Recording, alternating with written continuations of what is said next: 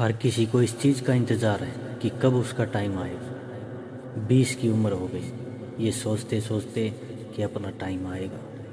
कब उम्र 35 और 50 को पार कर गई, ये सोचते सोचते कि अपना टाइम आएगा। आधी उम्र इंतज़ार में बीत गई और एक दिन सीने में दर्द उठा। फिर डॉक्टर ने आकर कहा कि आपका टाइम आ चुका है, अब आप आखिरी सांसें गिन रहे हैं। उन सभी लोगों को बुला लीजिए जिनसे आप अंतिम समय में मिलना चाहते हो, क्योंकि आपका टाइम आ गया है। कहानी यहीं पर ख़त्म होती है। इससे हमें ये सीखने को मिलता है कि ज़िंदगी में इंतज़ार नहीं, मेहनत करो। किसी का टाइम आता नहीं, लाना पड़ता है। और जो फिजूल की बातों में उलझे रहते हैं, उनका टाइम आता नहीं, सिर्फ जाता रहता है। मैं आपको ऐसी बड़ी कहावत बताने वाला हूँ कि जो आपने ना सुनी हो। अगर कोई इंसान ज़िंदगी में कुछ करना चाहता है, कुछ बनना चाहता है, उसके कुछ सपने हैं, और उस इंसान से जाकर ये कह देना कि तुम कुछ नहीं कर सकते, तुम किसी काम के नहीं, ये एक बहुत बड़ा पाप है। तो आप उस इंसान को इतनी इजाज़त देते हो कि वो आपके सामने खड़े होकर आपके हौसलों को तोड़ सके, आपसे ये कह सके कि आपसे कुछ नहीं हो सकता।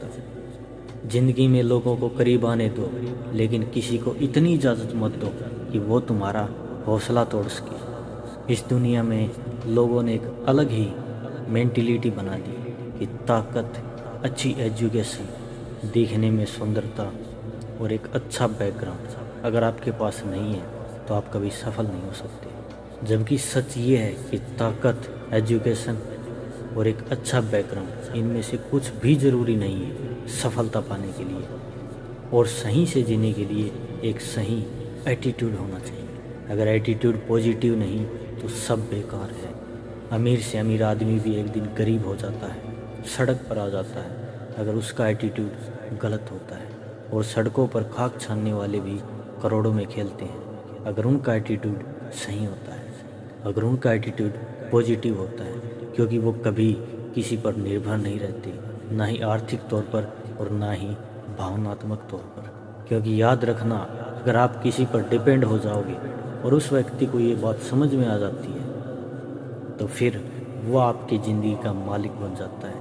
वो आपको जब चाहे तब दबा सकता है, क्योंकि वो बहुत अच्छे से जान चुका है कि आपकी ज़िंदगी की डोर उसके हाथ में। तो ना अपनी ज़िंदगी की डोर किसी का हाथ में दो और ना ही अपने मन के हाथ में दो, क्योंकि ये जो तुम्हारा मन है, ये तुम्हारा सबसे बड़ा दुश्मन है।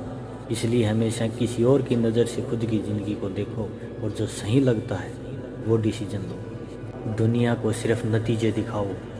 लोगों को बहुत जल्दी होती है हर चीज़ का नतीजा देखने के लिए, लेकिन कोई भी बड़ा काम 1 या 2 दिन में नहीं होता।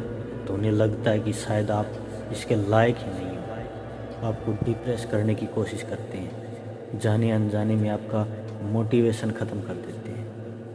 अपने आप को समझना एक बारीक प्रक्रिया है। काम को समय दो, खुद को गहराई से समझना बहुत ज़रूरी है। आपको अपने हर एक सवाल का जवाब अपने ही अंदर मिलेगा। भगवत गीता में भी लिखा है, जिस समय कोई समस्या जन्म लेती है उसके साथ ही उसका समाधान जन्म लेता है। लेकिन आप उस समस्या को लेकर रोते रहते हो।